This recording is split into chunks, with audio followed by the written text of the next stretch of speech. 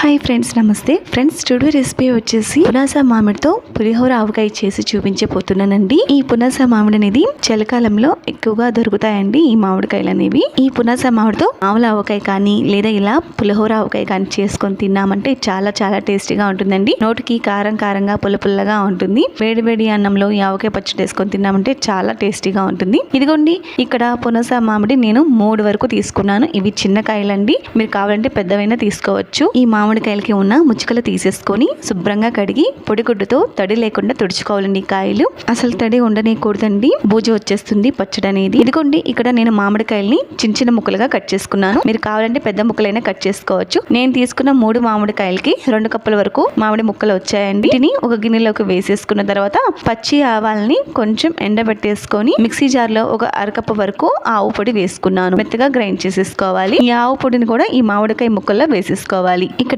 కారం వచ్చేసి 3 మ్యాంగోస్ మిర్చి కారం తీసుకున్నానండి. ఇది పచ్చళ్ళ కారం, మీరు ఏ బ్రాండ్ అయినా తీసుకోవచ్చు. పచ్చళ్ళ కారం అనేది ఇక్కడ కారాన్ని ఒక అరకప్పు వరకు వేసుకుంటున్నాను. మనం ఆవాల పొడి అరకప్పు తీసుకున్నాం కదా, అరకప్పు వరకు కారం తీసుకున్నాను. అలాగే సాల్ట్ ని అరకప్పులో సగం, పావు కప్పు వరకు సాల్ట్ తీసుకున్నానండి. మీరు కావాలంటే రాళ్ళ ఉప్పునైనా వాడుకోవచ్చు. ఫ్రెండ్స్, మీరు కావాలంటే ఈ పచ్చళ్ళలోకి తెల్ల నువ్వులు ఒక పావు కప్పు వరకు వేసుకోవచ్చండి. చాలా బాగుంటుంది. నాకు ఇష్టం లేదు కాబట్టి నేను వేయట్లేదండి. ఇదిగోండి, ఇక్కడ ఒక అరకప్పు వరకు పచ్చి నూనె వేసుకుంటున్నాను. మీరు శనగ నూనె కానీ నువ్వుల నూనె కానీ వాడుకోవచ్చు. నేను పామ్ ఆయిల్ వేస్తున్నానండి. ఈ నూనె అనేది ఈ నూనెని వేడి చేయాల్సిన అవసరం లేదండి, పచ్చి నూనె పోసుకోవచ్చు. ఇప్పుడు ఈ నూనె, ఆవాల పొడి, ఉప్పు, కారం కలిసేలాగా ఈ మామిడికాయ ముక్కల్ని కింద నుంచి పైకి కలుపుకోవాలండి గరిటతోను. ఇక్కడ చూడండి ఫ్రెండ్స్, పచ్చళ్ళలో నూనె మొత్తం కలిసిపోయింది కదా. ఇప్పుడు కలుపుకున్న తర్వాత ఈ పచ్చడిని బౌల్ ని పక్కన పెట్టేసుకోవాలి. ఇప్పుడు ఈ పచ్చడిలోకి తాలింపు పెట్టుకుందాము. రవ్వలికించుకొని ప్యాన్ పెట్టేసుకొని పావు కప్పు వరకు నూనె వేసుకోవాలి. ఈ నూనె లైట్ గా వేడైన తర్వాత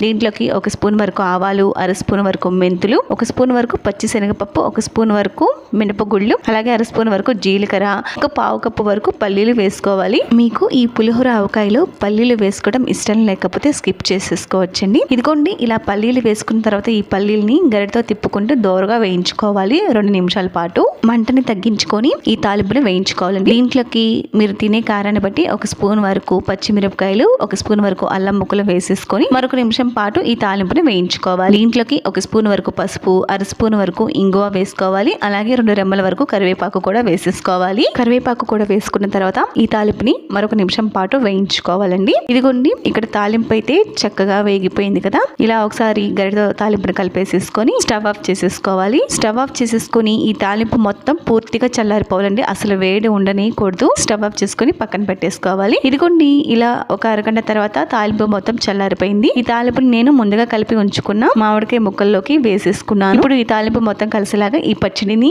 ఒకసారి కలిపేసేసుకోవాలండి. ఇదిగోండి, తాలింపు మొత్తం పచ్చడిలో కలిసిపోయింది కదా. ఇప్పుడు ఈ పచ్చడిని ఈ విధంగా సమానంగా చేసుకొని దీనిపైన మూత పెట్టేసుకొని తడి తగలకుండా పొడి ప్రదేశంలో ఈ పచ్చడిని ఒక రోజు మొత్తం పక్కన పెట్టేసుకోవాలండి. అప్పుడే ఈ పచ్చడి ఊరి పైన నూనె తేలుతుంది. చాలా రుచిగా ఉంటుందండి పచ్చడి అనేది. ఇది కొన్ని చూడండి ఫ్రెండ్స్, ఒక రోజు మొత్తం నేను పక్కన పెట్టుకున్న తర్వాత పచ్చడిని మూత తీసి చూపిస్తాను. చూసారా, నూనె మొత్తం పైకి తేలిందండి. ఇలా పచ్చడిలో నూనె పైకి తేలిన తర్వాత ఒకసారి గరిటతో కలిపేసేసుకోవాలండి. చూసారా ఫ్రెండ్స్, ఎంత ఎర్రగా ఉందో పచ్చడి. చూస్తుంటే చాలా నోట్లో నీళ్లు ఊరిపోతున్నాయి కదా. అయితే మీరు కూడా ఒకసారి ట్రై చేయండి ఫ్రెండ్స్. ఇదిగోండి, ఇలా పచ్చడి కలుపుకున్న తర్వాత ఈ పులిహోర ఆవకాయని మనం ఒక గాజు సీసాలోకి పెట్టేసుకుందాము. ఇలా గాజు సీసాలోకి ఈ పచ్చడిని పెట్టుకున్న తర్వాత బయట పెట్టుకుంటే నెల రోజులు నిల్వ ఉంటుందండి ఈ పచ్చడి. అలాగే ఫ్రిడ్జ్ లో పెట్టుకున్నామంటే 2 నెలలు చూసుకోకర్లేదు, పచ్చడి నిల్వ ఉంటుంది ఫ్రిడ్జ్ లో అయితేను. ఇలా పునాస మామిడితో పులిహోర ఆవకాయ చేసుకున్న తర్వాత మనం ఎప్పుడు కావాలంటే అప్పుడు వేడి అన్నంలోకి నెయ్యి వేసేసుకుని ఈ పచ్చడి కలుపుకొని తిన్నామంటే నోటికి చాలా రుచిగా ఉంటుందండి, కమ్మగా ఉంటుంది. అలాగే ఈ పచ్చడి అచ్చం పులిహోర టేస్ట్ తోనే ఉంటుందండి. చాలా వాసన వస్తుంది, కమ్మగా ఉంటుంది.